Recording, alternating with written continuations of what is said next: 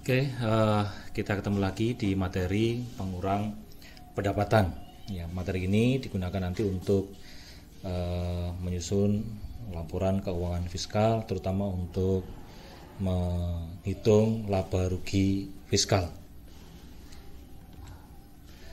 Undang-undang yang mengatur kaitannya dengan biaya-biaya yang boleh dikurangkan dari penghasilan bruto sesuai dengan Undang-Undang Nomor 36 Tahun 2008 pajak penghasilan, terutama untuk pasal 6 ayat 1. Ya. Biaya yang boleh dikurangkan dari penghasilan bruto yaitu biaya untuk mendapatkan, menagih dan memelihara penghasilan yang merupakan objek pajak atau biaya M3 yang sering kita kenal dengan biaya M3. Kecuali biaya-biaya yang berkenaan dengan penghasilan yang dikenakan pajak penghasilan secara final. Nah, biaya M3 ini diantaranya atau termasuk adalah yang pertama, biaya bahan baku atau bahan pembantu kaitannya dengan perusahaan manufaktur ya, atau produksi. Biasanya menggunakan bahan baku atau bahan pembantu. Ini bisa dikategorikan biaya M3 yang bisa dikurangkan.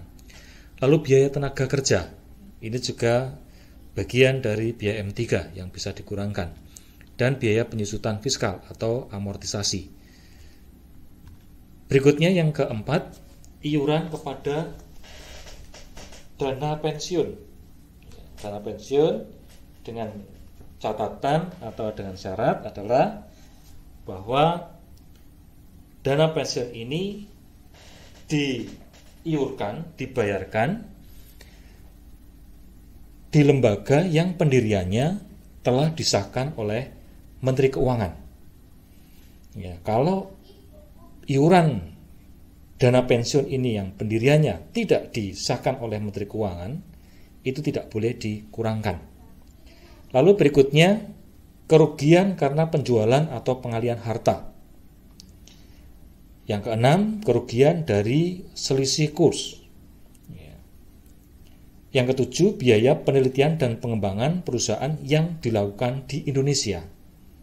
Banyak perusahaan yang melakukan riset, melakukan penelitian untuk pengembangan, entah itu untuk pengembangan produknya atau pengembangan usaha perusahaannya. Banyak dilakukan di Indonesia. Ini boleh, tapi kalau dilakukan di luar negeri tidak boleh. Lalu berikutnya kaitannya dengan beasiswa, biaya untuk beasiswa, magang dan pelatihan untuk meningkatkan kemampuan, keterampilan pegawai. Ini juga bisa dikategorikan sebagai biaya yang boleh dikurangkan. Lalu pengeluaran yang mempunyai hubungan langsung dengan usaha atau kegiatan untuk M3 penghasilan. Dan piutang yang nyata-nyata tidak dapat tertagih. Nah, untuk piutang ini juga ada nanti persyaratan-persyaratannya. Berikutnya, biaya bahan baku atau bahan pembantu. Contohnya apa saja? Yaitu biaya bahan baku atau bahan pembantu digunakan dalam perusahaan manufaktur untuk menghitung kos produksi dan kos pokok penjualan atau harga beban pokok penjualan. Ini boleh dikurangkan. Karena pada dasarnya untuk perusahaan manufaktur memang akan mengolah bahan baku atau bahan pembantu untuk proses produksinya. Lalu berikutnya persediaan barang dagangan. Digunakan dalam perusahaan dagang untuk menghitung kos pokok penjualan. Lalu asumsi sistem pencatatan yang digunakan adalah sistem periodik atau fisik. Ini untuk memudahkan perhitungan. Lalu metode perhitungan nilai persediaan menggunakan FIFO atau rata-rata tertimbang. Ya, sekarang untuk LIFO tidak diperbolehkan, baik itu secara akuntansi maupun pajak. Lalu perbedaan nilai persediaan akan menimbulkan koreksi fiskal. Nah, persediaan ini berkaitan dengan penggunaan metode yang berbeda antara akuntansi dan pajak ini akan menyebabkan perbedaan, sehingga perlu dilakukan koreksi fiskal atau penyesuaian fiskal.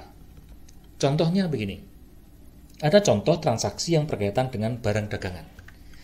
Di sini persediaan awal 100 unit, harganya 1.000, pembelian pertama 900, harganya 1.200, penjualan yang pertama itu 800 terjual, unitnya dijual dengan harga 2.000, lalu pembelian kedua 1.100 unit dengan harga 1.300, lalu penjualan kedua 600 unit, harganya 2.000, dan penjualan ketiga 600 unit, harganya 2.000.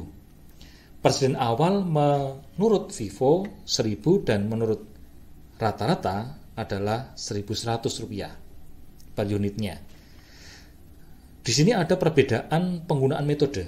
Untuk FIFO ini digunakan oleh fiskal atau pajak, sedangkan akuntansi ini menggunakan metode rata-rata. Nah, pertanyaannya adalah hitung pengaruh perbedaan persediaan awal terhadap koreksi fiskal, dan yang kedua, hitung pengaruh perbedaan persediaan akhir terhadap koreksi fiskal. Perhitungan yang pertama, kita mengasumsikan bahwa untuk persediaan akhir itu tetap sama antara fiskal maupun akuntansi, sehingga yang berbeda adalah persediaan awalnya. Sedangkan untuk yang B, yang kedua, kita asumsikan persediaan awalnya sama, tetapi perbedaannya adalah pada persediaan akhir sesuai dengan metode masing-masing. Nah, kita lihat perhitungan yang pertama.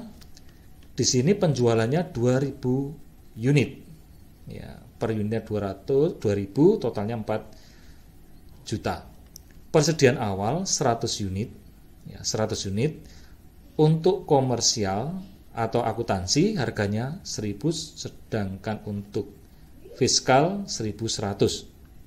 Sehingga persediaan awalnya untuk komersial atau akuntansi 110, sedangkan untuk pajak atau fiskal 100.000. Pembelian yang pertama 900, yang kedua 1.100, ya, totalnya 1.080.000, ya, sama, sedangkan untuk pembelian kedua 1.430.000, ya. Barang tersedia untuk dijual totalnya adalah 2.100 unit. Untuk komersial total rupiahnya adalah 2.620.000, sedangkan untuk fiskal 2.610.000. Persediaan akhir asumsinya untuk yang pertama adalah sama, karena yang perbedaan yang pertama adalah di persediaan awal. Asumsi persediaan akhir itu sama, yaitu 1.300, totalnya 130.000. Sehingga harga pokok penjualannya itu adalah 2.000 unit, totalnya 2.490.000 untuk yang komersil dengan menggunakan rata-rata, dan fiskal menggunakan FIFO 1.520.000. Sehingga di sini ada selisih. Selisihnya adalah 10.000. Nah, 10.000 ini antara fiskal dan akuntansi lebih besar fiskal, sehingga yang terjadi adalah koreksi positif sebesar 10.000. Nah, catatannya untuk memahami contoh soal tadi, terjadi koreksi fiskal positif 10.000 karena laba fiskal menjadi lebih besar dibanding laba akuntansi atau komersial akibat perbedaan awal, yaitu sebesar 10.000 pada persediaan awalnya. Untuk simulasi gunakan angka persediaan awal yang berbeda antara fiskal yang 100.000 dan komersial 110.000. Sedangkan persediaan akhir menggunakan angka yang sama, yaitu 130.000. Persediaan akhir di atas dihitung menggunakan metode FIFO baik untuk komersial maupun fiskal, yaitu 100 unit. Sebesar 1.000 per unitnya ada 1.300, sehingga totalnya ada 130.000. Untuk fiskal, persediaan awal 100.000 lebih kecil dibandingkan dengan komersial 110.000. Nah, jika persediaan awal lebih kecil, maka barang tersedia untuk dijual juga lebih kecil. Dengan asumsi persediaan akhir sama, maka harga pokok menjadi lebih kecil dan laba fiskal menjadi lebih besar, sehingga yang terjadi adalah koreksi positif. Selanjutnya kita akan menghitung pengaruh perbedaan persediaan akhir terhadap koreksi fiskal. Tadi kita untuk yang A kita mencoba pengaruh perbedaan persediaan awal, sekarang persediaan akhir. Nah, kita lihat penjualan 2.000 unit, per unitnya adalah 2.000, totalnya 4 juta, baik komersial rata-rata sama. Lalu fiskal FIFO sama, ya. Lalu persediaan awal asumsinya adalah sama. Ya, yang tadi untuk soal A itu beda, ini soal yang B sama. Sedangkan untuk yang B yang berbeda adalah nanti persediaan akhirnya. Persediaan awal sama 110.000, pembeliannya juga sama, ya, 900 unit dan 1.100 unit, 1.200 unit dan 1.300 per unitnya, totalnya sama, ya. Sehingga barang tersedia untuk dijualnya 2.100, totalnya sama rupiahnya 2.620, karena persediaan awal dan pembeliannya sama. Sedangkan untuk persediaan akhir ini berbeda. Untuk persediaan akhir 100 unit, untuk FIFO menggunakan FIFO 1.300, totalnya adalah 130.000. Sedangkan untuk komersil rata-rata menggunakan 2.620 dibagi 210 unit, ketemu 124.762. Sehingga harga pokoknya berbeda. Untuk komersil menggunakan rata-rata 2.495.238, sedangkan untuk fiskal menggunakan FIFO 2.490. Sehingga di sini terjadi selisih laba kotornya dari komersil dan fiskal menggunakan dua metode yang berbeda. Selisihnya adalah 5.238, di mana fiskal lebih besar daripada komersil, sehingga yang terjadi adalah koreksi positif. Nah, catatannya untuk lebih memahami, di sini terjadi koreksi fiskal positif 5.238 karena laba fiskal menjadi lebih besar dibandingkan laba akuntansi akibat perbedaan persediaan akhir, yaitu sebesar 5.238. Untuk simulasi, gunakan angka persediaan awal yang sama, ya, antara fiskal dan komersil, yaitu 110.000, sedangkan persediaan akhir menggunakan angka yang berbeda. Nah, untuk persediaan akhir menurut fiskal dihitung menggunakan metode FIFO, yaitu 100 unit dikalikan 1.300. Sedangkan untuk persediaan akhir menurut komersil dihitung menggunakan metode rata-rata, yaitu 100 unit dikalikan BTUD rupiah dibagi BTUD unit. Nah, ini 100 unit kalikan 2.620.000 dibagi 2.100 unit, yaitu 100 unit dikalikan 1.247.000,62, sehingga persediaan akhir menurut fiskal yaitu 124.762. Ada selisih atau perbedaan sebesar 5.238, di mana persediaan akhir lebih besar dengan asumsi persediaan awal, maka HPP menjadi lebih kecil dan laba fiskal menjadi lebih besar, sehingga yang terjadi adalah koreksi positif.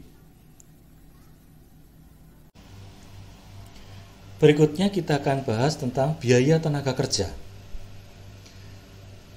Biaya tenaga kerja itu semua pengeluaran perusahaan berkaitan dengan gaji dan upah untuk kepentingan akuntansi itu boleh dibiayakan. Jadi untuk kepentingan akuntansi semua catatan pengeluaran perusahaan berkaitan dengan gaji dan upah itu boleh dibiayakan, ya, boleh dimasukkan ke pembiayaan.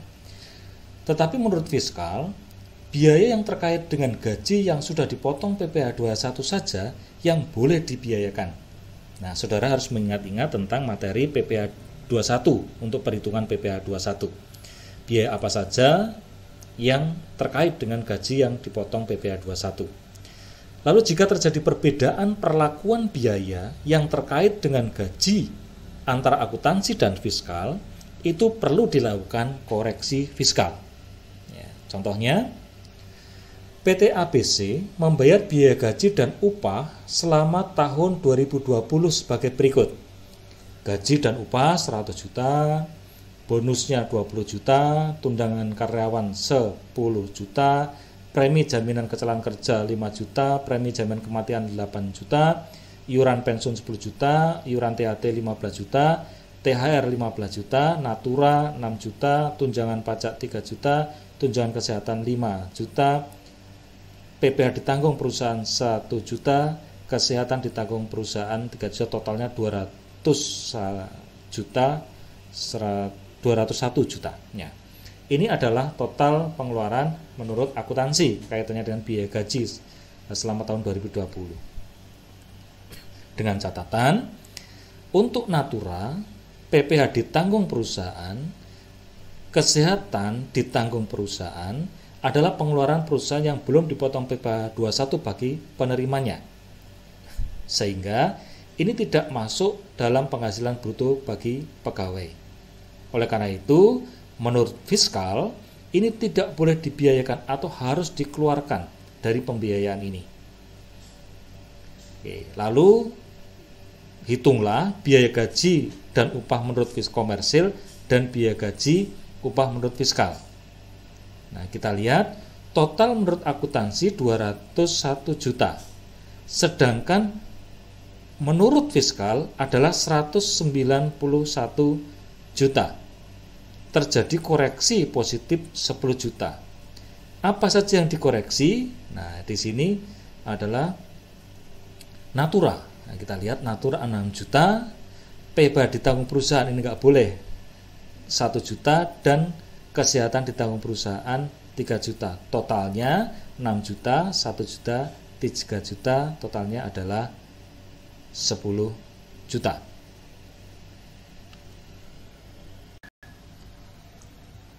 Berikutnya biaya penyusutan fiskal atau amortisasi.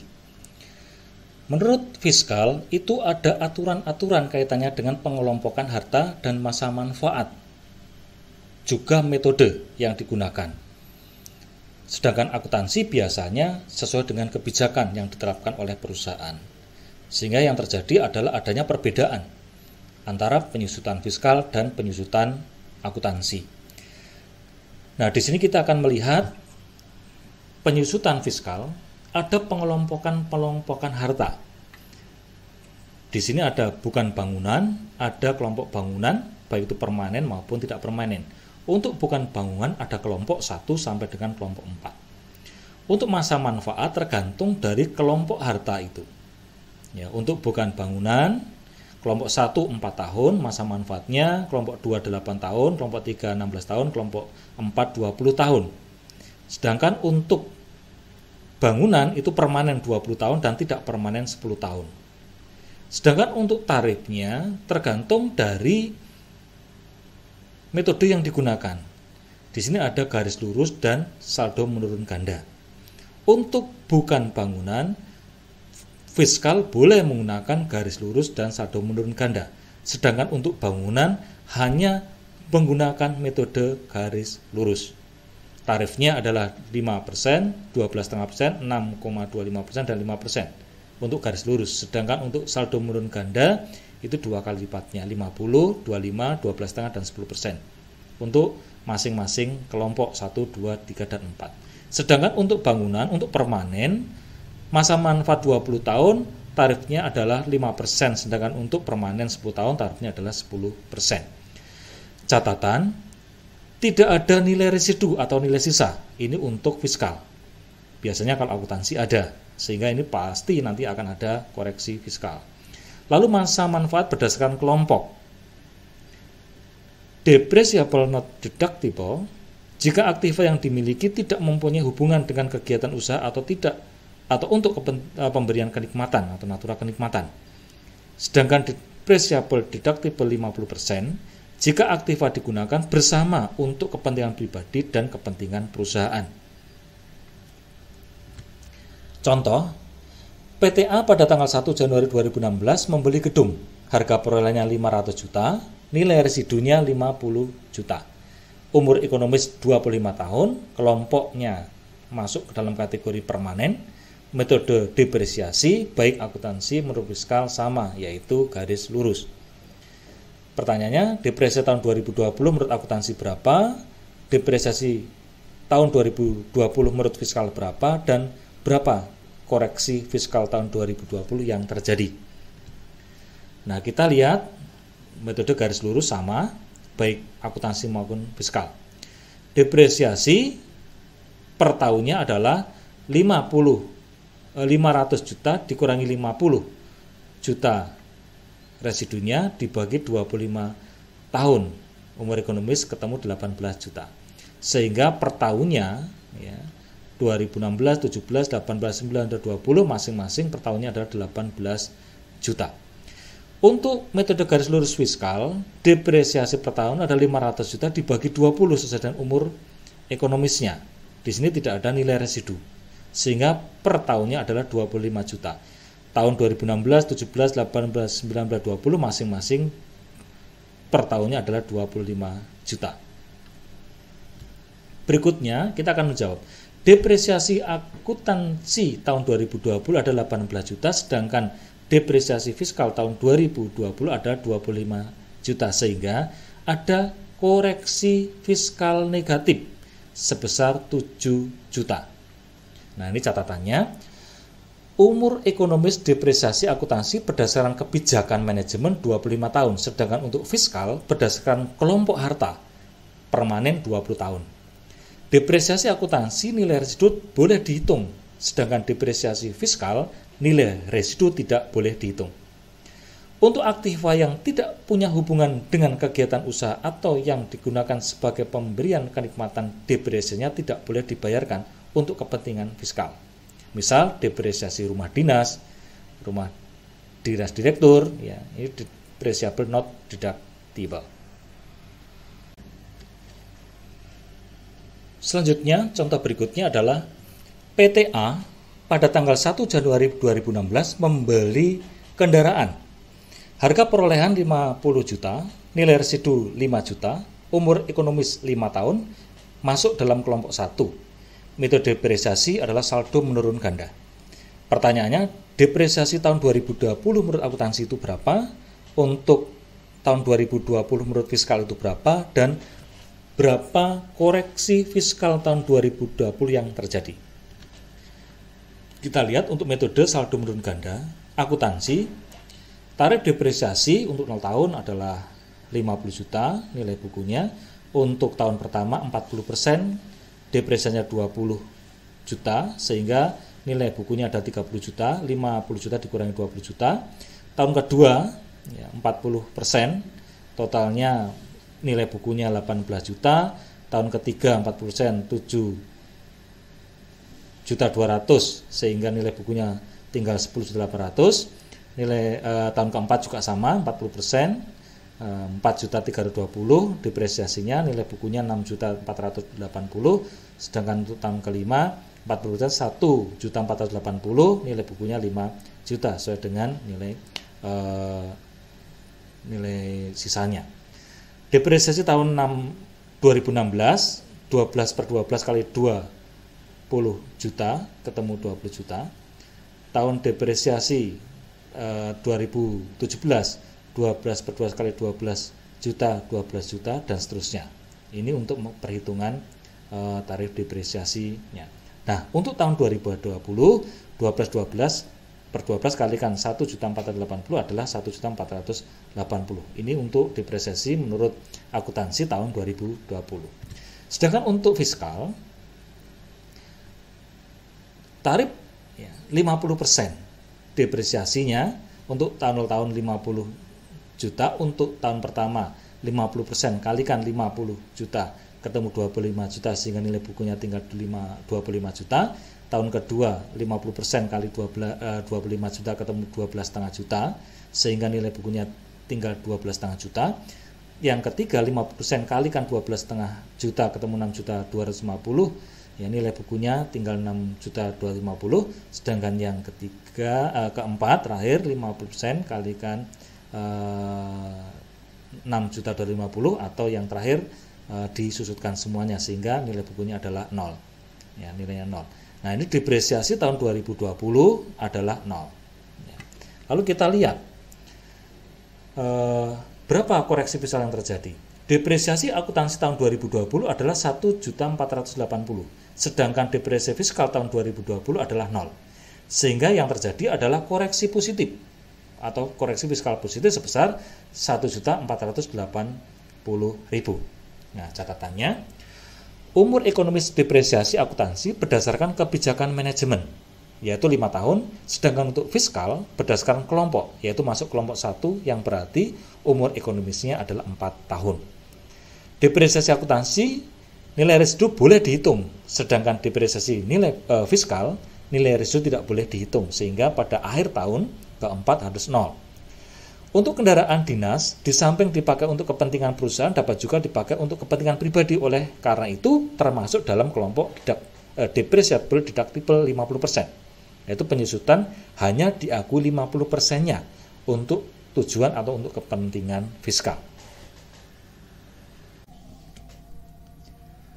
Contoh selanjutnya, PTA pada tanggal 1 September 2016 membeli gedung. Harga perolehannya 500 juta, nilai residunya 50 juta, umur ekonomis 25 tahun, kelompoknya masuk permanen, metode depresiasi garis lurus. Depresiasi tahun 2020 menurut akuntansi itu berapa, depresiasi tahun 2020 untuk fiskal itu berapa, dan koreksi fiskal tahun 2020 itu berapa. Ini pembeliannya pada tengah tahun atau tidak dari awal tahun. Ya. Untuk depresiasi akuntansi, depresiasi per tahunnya adalah 500 juta dikurangi 50 juta nilai residunya dibagi 25 tahun, umur ekonomis ketemu 18 juta. Untuk perhitungan depresiasi karena tidak dari awal tahun atau pertengahan tahun, untuk tahun 2016 itu tinggal 4 bulan, ya, September, Oktober, November, dan Desember. Dibagi 12 kalikan depresiasi 18 juta. Jadi untuk tahun 2016 sebesar 6 juta. Sedangkan untuk tahun 2017 8 bulan dibagi 12 bulan kalikan 18 ketemu 12 juta, dan sisanya 4 bulan kalikan 12 kali 18 juta ketemu 6 juta, sehingga total untuk tahun 2017 adalah 18 juta. Untuk depresiasi 2018, 19, 20 normatif 12 per 12 kalikan 18 juta ketemu 18 juta, 18 juta 2019, dan tahun 2020 adalah 18 juta. Sedangkan untuk depresiasi fiskal 500 juta dikurangi residunya 0 dibagi 20 tahun permanen ketemu 25 juta, sehingga depresiasi tahun 2016 adalah 4 per 12 kali 25 juta ketemu 8 juta 333,333 ya. Depresiasi 2017 8 per 12 kali 25 juta dan 4 per 12 kali 25 juta, totalnya 25 juta. Depresiasi 2018-19 adalah 25 juta, sehingga depresiasi fiskal tahun 2020 adalah 25 juta. Nah, di sini depresiasi akuntansi tahun 2020 adalah 18 juta, untuk fiskalnya tahun 2020 ada 25 juta, sehingga koreksi fiskal negatif 7 juta. Untuk perolehan aktiva tidak pada awal tahun, maka perhitungan depresiasi dihitung secara parsial, baik secara komersial maupun fiskal. Tinggal berapa bulan kekurangannya. Nah, umur ekonomis depresiasi akuntansi berdasarkan kebijakan manajemen di 25 tahun, sedangkan untuk fiskal berdasarkan kelompok harta permanen, yaitu 20 tahun. Untuk perolehan aktiva tidak pada awal bulan, misalnya tanggal 20 Januari, maka perhitungan depresiasi dihitung sebagai berikut. Untuk kepentingan akuntansi, jika pembelian lebih dari tanggal 15, maka perhitungan depresiasi mulai bulan berikutnya, yaitu Februari. Ya, ini kan lebih dari tanggal 15 Januari, sehingga depresiasi diperhitungkan mulai bulan Februari, yang Januari tidak didepresiasi. Sedangkan untuk kepentingan fiskal, di tanggal berapapun, ya, di tanggal berapa pembeliannya itu, maka bulan perolehan aktiva tersebut mulai dihitung. Walaupun tanggal 20 Januari, tetap dihitung Januari adalah perhitungan depresiasinya.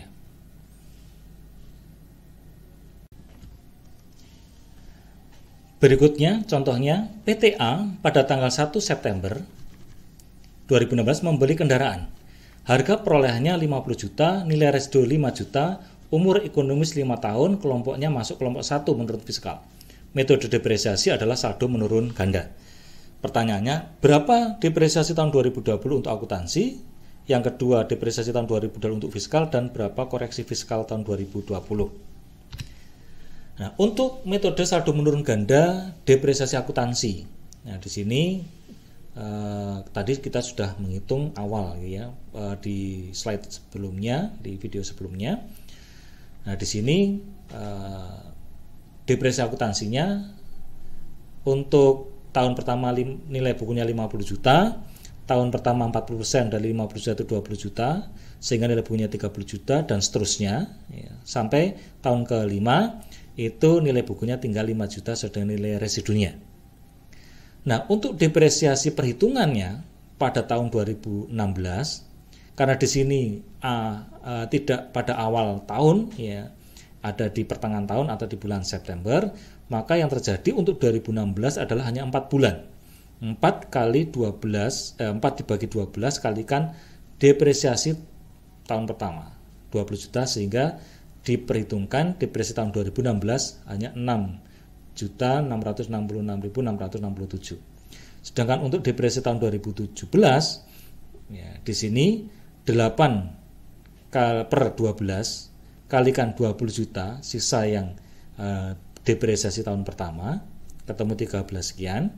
Sedangkan sisanya 4 bulan ya, September, Oktober, November, Desember dibagi 12 dikalikan depresiasi pada tahun kedua 12 ketemu 4 juta, sehingga totalnya 17.333.333. Untuk tahun 2018 juga sama, 8 ya, bulan dibagi 12 kalikan 12 ini ya, untuk tahun yang kedua. Sedangkan 4 bulan berikutnya dibagi 12 pakai yang perhitungan tahun ketiga, totalnya 10.400.000. Tahun 2019 juga sama, 8 per 12 kali 7,5, karena di sini 7,2 nya kan masih dipakai 4, jadi masih 8 yang belum dipakai, ketemu 7.200.000 kalikan 8 per 12 ketemu 4.800.000. Sedangkan sisanya 4 bulan berikutnya per 12 kalikan depresiasi pada tahun selanjutnya, tahun keempat, dan seterusnya sampai ke tahun ke-20. 8 per 12 kali 4.320.000 tahun ke-4 ketemu 2.880.000, sedangkan sisanya 4 bulan per 12 kalikan depresiasi untuk tahun yang ke-5 ketemu 493.33, sehingga tahun 2020 depresiasinya adalah 3.333.333. Nah, ini untuk saldo menurun ganda depresiasi menurut akuntansi. Sedangkan untuk menurut fiskal, karena di sini tidak ada nilai residu dan hanya 4 tahun, maka pada tahun keempat adalah 0. Tahun pertama depresiasi 25 juta, tahun kedua 12,5, tahun ketiga 6.250.000, dan yang tahun keempat 6.250.000, sehingga nilai buku tahun keempat adalah 0. Nah, depresiasi tahun 2016 itu karena hanya 4 bulan, dari 4 bagi 12 kali 25 juta pada tahun pertama. Nah, di sini masih digunakan 4. Untuk tahun 2007 masih ada 8 bulan per 12 kalikan 25 juta. Sedangkan sisanya 4 bulan per 12 kalikan depresiasi tahun kedua 12,5. Dan seterusnya sampai ke depresiasi tahun 2020, yaitu 8 per 12 kali 6 juta 250 ketemu 4.166.667. Ya, ini adalah depresiasi tahun 2020. Dari depresiasi yang berbeda tahun 2020 baik akuntansi maupun pajak, maka terjadi koreksi fiskal negatif 793.333. Dari mana? Depresiasi akuntansi 2020 yang 3.373.333, depresiasi fiskal 4.166.667, sehingga koreksi fiskal negatifnya 7.793.333. Catatan, untuk perolehan aktiva tidak pada awal tahun, maka perhitungan depresiasi dihitung secara parsial, baik secara komersial maupun fiskal. Ya, parsial tadi ya berapa bulan ya, depresiasi pada tahun berapa, lalu sisanya dimasukkan ke tahun berikutnya. Umur ekonomis depresiasi akuntansi berdasarkan kebijakan manajemen 5 tahun, sedangkan untuk fiskal ya, untuk kelompok harta kelompok 1 itu 4 tahun. Saldo menurun ganda itu tarifnya adalah 2 kali tarif garis lurus. Sebagai catatan saja.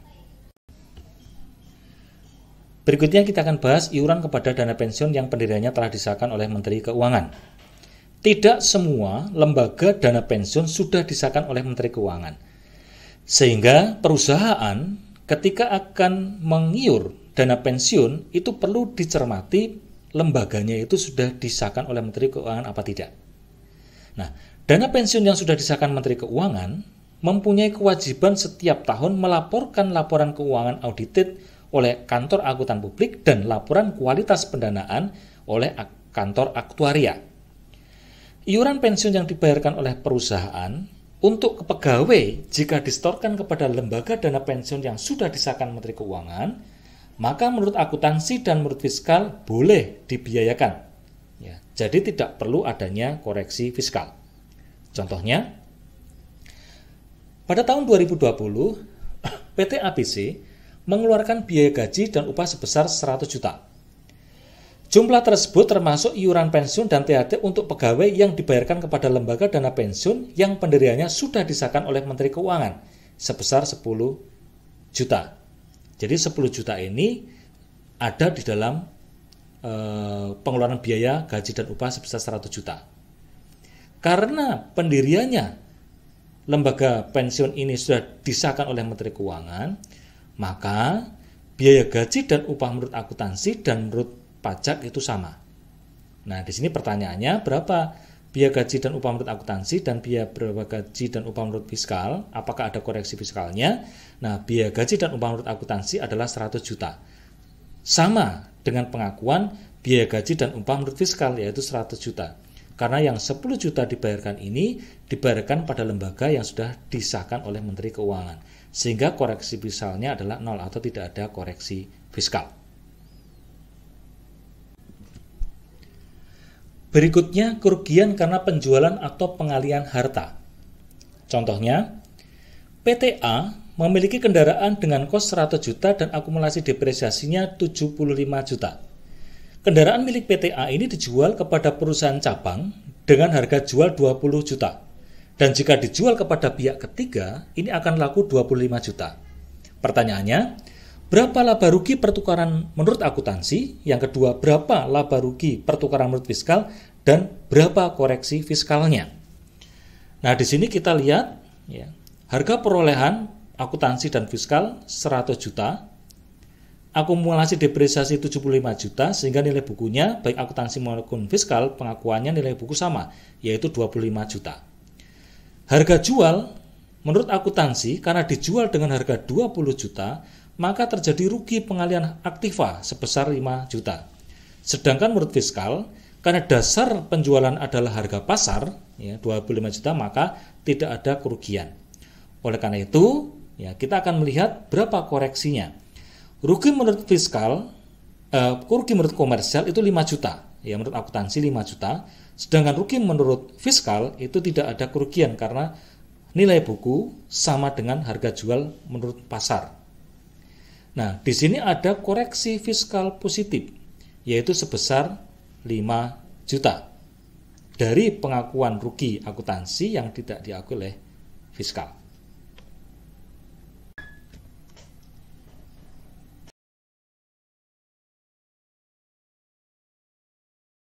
Berikutnya, kerugian dari selisih kurs. Contoh, pada awal tahun 2020 PT ABC mempunyai hutang sebesar $50.000 Amerika. Kurs pada saat awal tahun 2020 per dolarnya adalah 9.000 dan pada akhir tahun 2020 dilunasi. Sedangkan kurs pada akhir tahun per dolarnya adalah 10.000. Berapa rugi selisih kurs menurut akuntansi, berapa rugi selisih kurs menurut fiskal, dan berapa koreksi fiskalnya? Jawabnya, rugi selisih kurs menurut akuntansi adalah 50 juta. Sedangkan rugi selisih kurs menurut fiskal adalah 50 juta.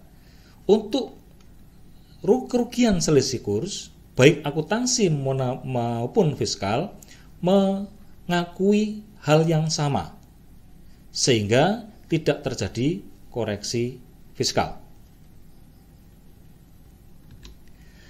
Berikutnya untuk biaya penelitian dan pengembangan perusahaan yang dilakukan di Indonesia. Contohnya, pada tahun 2020, PT ABC mengeluarkan biaya R&D sebesar 100 juta. Research and Development. Dari jumlah tersebut, termasuk R&D untuk pendirian perusahaan di Singapura sebesar 75 juta. Berapakah biaya R&D untuk akuntansi, berapa biaya R&D menurut fiskal, dan berapa koreksi fiskalnya? Biaya riset dan pengembangan menurut akuntansi itu 100 juta. Ya, semua dimasukkan. Sedangkan untuk biaya riset dan pengembangan menurut fiskal itu hanya 25 juta karena yang ada di Indonesia. Sedangkan yang ada di Singapura 75 juta ini perlu dikoreksi. Sehingga koreksi fiskalnya adalah koreksi fiskal positif sebesar 75 juta. Sekali lagi, untuk riset dan pengembangan yang hanya diakui adalah yang ada di Indonesia risetnya. Di luar Indonesia tidak akan diakui dan harus dikoreksi.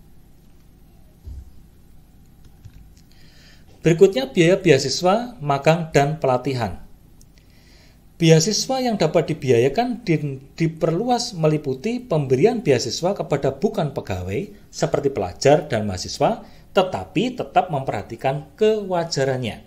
Contoh, PT ABC memberikan beasiswa kepada anak pegawai sebesar 25 juta per tahun. Beasiswa yang wajar per tahun adalah 15 juta. Pertanyaannya, berapa beasiswa menurut akuntansi, berapa beasiswa menurut fiskal, dan berapa koreksinya? Beasiswa menurut akuntansi adalah semua pengeluaran beasiswa yang dicatat oleh perusahaan, yaitu 25 juta. Sedangkan beasiswa menurut fiskal sesuai dengan kewajarannya. Di sini untuk beasiswa yang wajar per tahun adalah 15 juta, sehingga yang diakui oleh fiskal hanya 15 juta. Oleh karena itu perlu adanya koreksi fiskal positif sebesar 10 juta. Selanjutnya, pengeluaran yang mempunyai hubungan langsung dengan usaha atau kegiatan untuk mendapatkan, menagih, dan memelihara MTK penghasilan. Dengan catatan di sini ada objek pajak dan bukan objek pajak.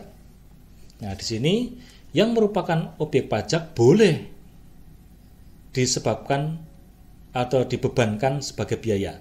Jadi yang hanya dibebankan sebagai biaya hanya yang merupakan objek pajak. Sedangkan yang bukan merupakan objek pajak tidak boleh dibebankan sebagai biaya.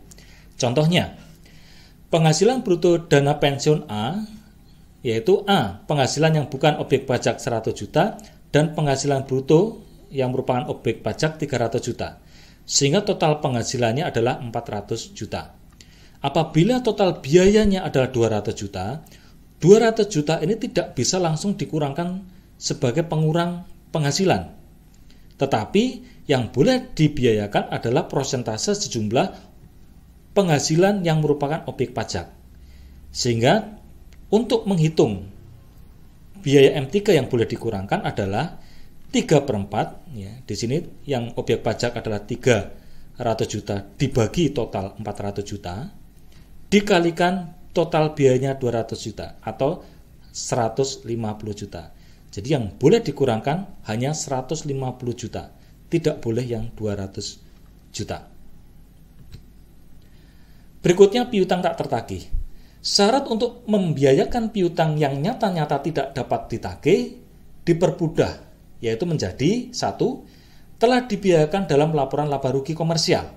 Yang kedua, wajib pajak harus menyerahkan daftar piutang yang tidak dapat tertagih kepada Dirjen Pajak dan telah diserahkan perkara penagihannya kepada pengadilan negeri atau instansi pemerintah yang menangani piutang negara, atau ada perjanjian tertulis dengan debitur yang bersangkutan, atau telah dipublikasikan dalam penerbitan umum atau khusus, atau ada pengakuan dari debitur bahwa utangnya telah dihapuskan. Syarat nomor 3 tidak berlaku bagi piutang debitur kecil yang dihapuskan. Contohnya, pada tahun 2020 PT ABC mencadangkan kerugian piutang sebesar 10 juta. Kerugian piutang yang nyata-nyata terjadi pada tahun 2020 sebesar 8 juta. Pertanyaannya, berapakah kerugian piutang menurut akuntansi?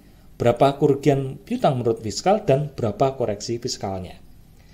Jawabnya, untuk kerugian piutang menurut akuntansi sebesar 10 juta sesuai yang dicadangkan. Sedangkan menurut fiskal itu sesuai dengan yang nyata-nyata terjadi, yaitu 8 juta. Sehingga terjadi koreksi fiskal positif sebesar selisihnya, yaitu 2 juta. Dengan catatan, kerugian piutang menurut akuntansi boleh menggunakan metode cadangan, sedangkan fiskal menggunakan metode penghapusan langsung. Untuk kepentingan fiskal, penghapusan langsung jumlahnya tidak boleh melebihi jumlah yang dibebankan sebagai biaya, maksimal sama dengan yang dicadangkan menurut akuntansi. Oke, demikian materi pengurang pendapatan. Silakan dipelajari. Selamat belajar, tekun belajar, dan semoga sukses.